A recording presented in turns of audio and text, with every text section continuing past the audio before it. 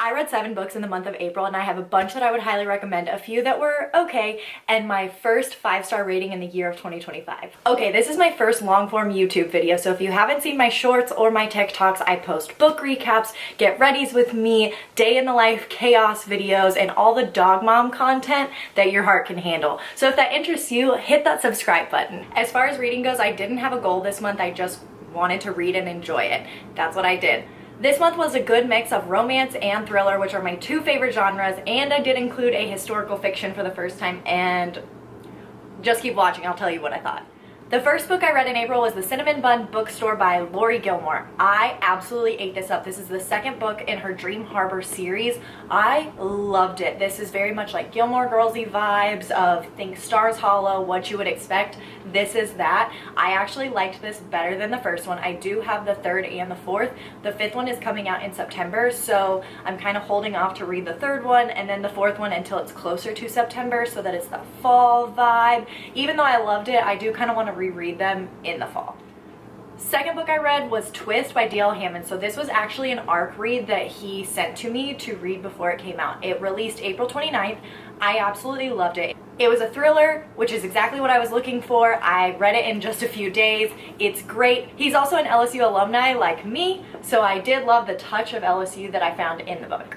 Count My Lies by Sophie Stava. I got this in Book of the Month. It was okay. I didn't love it. It's not my favorite, but I didn't hate it. I just feel indifferent towards it. I'm glad I read it. I wouldn't read it again. I don't know that I would even really recommend it to someone unless you were just looking for like a palate cleanser to try and just get your mind out of whatever, you know, slump you were in. If you were in romance and wanting to get back into thriller, this is a good one. It just, it was okay. Every Sweet Thing is Bitter by Samantha Cruson. So she was a debut author on Book of the Month. I read it as a pre-release. Again, it was okay. I didn't love it. I honestly can't even remember what it's about right now, so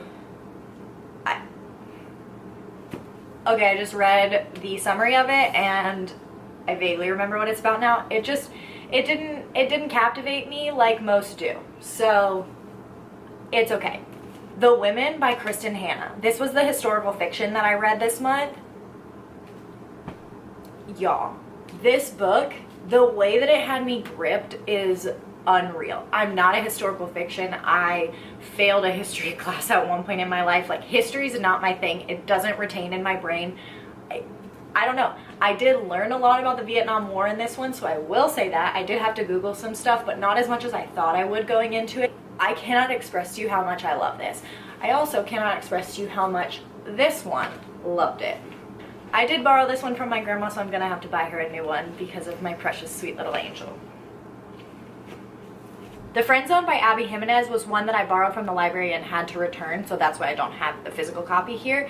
I started this book and didn't like immediately click with it, so I left it and moved to a thriller and then came back to it and loved it. Like, I mean, read the rest of it within probably a day and a half.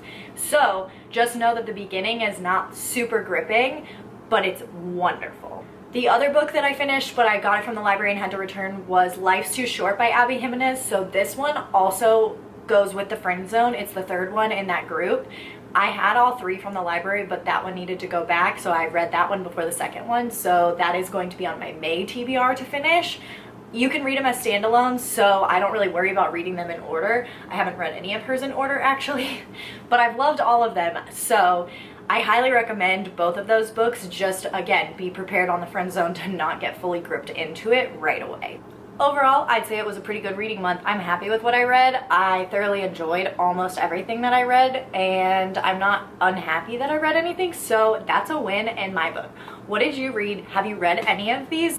If you've read any of these, tell me if you agree with my review or not. I totally understand if you don't. I also hate giving not positive review about books because I feel like I'm hurting their feelings, but I also know reading is super subjective, so what I may love, you may not. What you love, I may not love, and it's all good. I have no hate towards these authors.